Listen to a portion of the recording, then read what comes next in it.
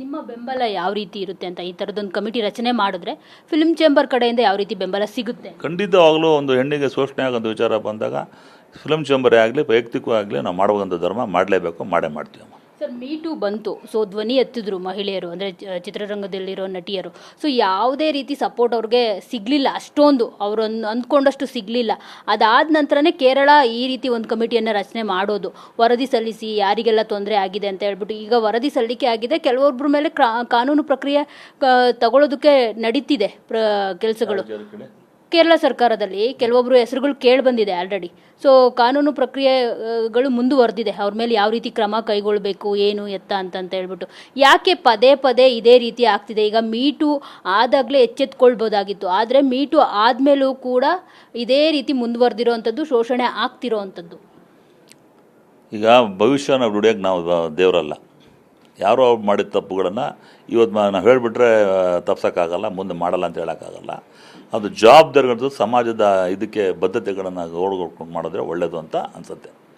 ಅದಕ್ಕೆ ನಾವು ಹಂಗೆ ಮಾಡಬೇಡ ಹಿಂಗೆ ಮಾಡಬೇಡ ಹೇಳೋಕ್ಕಾಗತ್ತೆ. ಅವರು ಜವಾಬ್ದಾರಿ ಇರಬೇಕು, ಆ ಕೆಲಸಗಳನ್ನ ಅವ್ರು ಮಾಡಲಿ. ಮುಂದಿನ ದಿನಗಳು ಇಂಥ ಅನಾಹುತಗಳು ಆಗಬಾರ್ದು ಅಂತ ಕೇಳ್ತೀವಿ. ಆದಾಗ ಇಂಥ ಫೈರ್ ಅಂಥದ್ದೆಲ್ಲ ಒಂದೇನೋ ಒಂದು ಕಾನೂನು ನಡಿನಲ್ಲಿ ಸ್ಟ್ರಿಕ್ಟ್ ಆರ್ಡಿನೆನ್ಸ್ ಮಾಡಿದರೆ ಡೆಫಿನೆಟ್ಲಿ ಕಂಟ್ರೋಲ್ ಆಗುತ್ತೆ ಅಂತ ನನ್ನ ಅನಿಸಿಕೆ. ಸರಿ, ಹೇಮಾ ಕಮಿಟಿ ಅಂತೆ ನಮಗೂ ಒಂದು ಕಮಿಟಿ ಬೇಕು ಅಂತ ಹೇಳ್ಬಿಟ್ಟು ಇವತ್ತು CMಗೆ ಏನು ಮನವಿ ಮಾಡಿದ್ದಾರೆ, ಅದರಲ್ಲಿ ಸಾಕಷ್ಟು ನಟಿಯರ ಜೊತೆ ನಟರು ಕೂಡ ಸಹಿ ಹಾಕಿರುವಂಥದ್ದು. ಅದಕ್ಕೆ ಈ ಥರದ್ದು ಒಂದು ಕಮಿಟಿ ಬೇಕು ಅಂತ ಸುದೀಪ್ ಅವ್ರು ಸೇರಿದಂತೆ ಸಾಕಷ್ಟು ನಟರು ಸಹಿ ಹಾಕಿದ್ದಾರೆ. ಜೊತೆಗೆ ಕವಿತಾ ಲಂಕೇಶ್ ಅವರಾಗಿರ್ಬೋದು, ಅಮೃತ ಅಯ್ಯಂಗಾರ್, ಆಶಾ ರಂಗನಾಥ್ ಸೇರಿದಂತೆ ಸಾಕಷ್ಟು ನಟಿಯರು ಕೂಡ ಸಹಿ ಹಾಕಿರುವಂಥದ್ದು.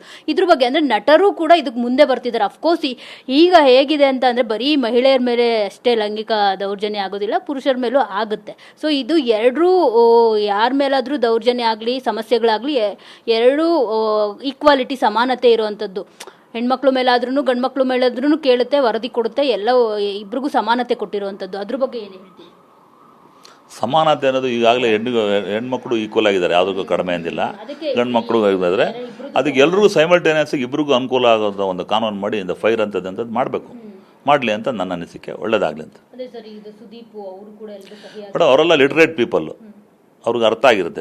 ಅವ್ರಿಗೆ ಯಾರು ಕವಿತಾ ಲಂಕೇಶ್ ಆಗಲಿ, ಸುದೀಪ್ ಅವರು ಆಗಲಿ, ಅವ್ರಿಗೆ ಸಮಾಜದಲ್ಲಿ ಒಂದು ದೊಡ್ಡ ಸ್ಥಾನಮಾನ ಗೌರವ ಇದೆ. ಅವ್ರಿಗೆ ಗೊತ್ತಿದ್ರು ಪ್ರೋಸ್ ಆ್ಯಂಡ್ ಕಾನ್ಸಿಕ್ವೆನ್ಸಸ್ಸು. ಅದರಲ್ಲಿ ಯೋಚನೆ ಮಾಡಿ ಒಬ್ಬ ಮನುಷ್ಯ ಬಿಫೋರ್ ಸೈನಿಂಗ್ ಸಮಥಿಂಗ್ ಅನ್ನೋ 100 ಸಲ ಥಿಂಕ್ ಮಾಡಿರ್ತಾರೆ ಅಲ್ವಾ? ಯೋಚನೆ ಮಾಡಿ ಸೈನ್ ಮಾಡಿದ್ಮೇಲೆ ಅದ್ರಲ್ಲಿ ಅರ್ಥ ಇರುತ್ತೆ. ಅದರ್ಥ ಅದು ಕೂಡ ನಾನು ಕೂಡ ಬೆಂಬಲಿಸ್ತೀನಿ. ನಿಮ್ಗೆ ಏನಾದರೂ ಮುಂಚೆನೇ ಹೇಳಿದ್ರೆ ಸರ್ ಈ ಥರ ಒಂದು CMಗೆ ಮನವಿ ಮಾಡ್ತಾ ಇದ್ದೀವಿ ಅಂತ? ಅಫ್ಕೋರ್ಸ್ ಇನ್ನು ಮುಂದೆ ಏನಾದರೂ ಅವ್ರು ನಿಮ್ಮನ್ನು ಕರೆದ್ರೆ ನೀವು ಇದಕ್ಕೆ ಬೆಂಬಲ ಕೊಡ್ತೀರಾ ಅಂತ? ಖಂಡಿತವಾಗಲೂ ಒಳ್ಳೆಯದಕ್ಕೆ ಬೆಂಬಲ ಕೊಡುವಂಥ ಕೆಲಸ ಮಾಡೇ ಮಾಡ್ತೀವಿ. Thank you so much. So ನೋಡಿದ್ರಲ್ಲ, ಇದಿಷ್ಟು NM ಸುರೇಶ್ ಅವರ ಮಾತು. ಕ್ಯಾಮ್ರಾ ಪರ್ಸನ್ ಮಹೇಂದ್ರ ಜೊತೆ ಮಂಗಳಾ ರಾಜಗೋಪಾಲ್, TV9 ಬೆಂಗಳೂರು.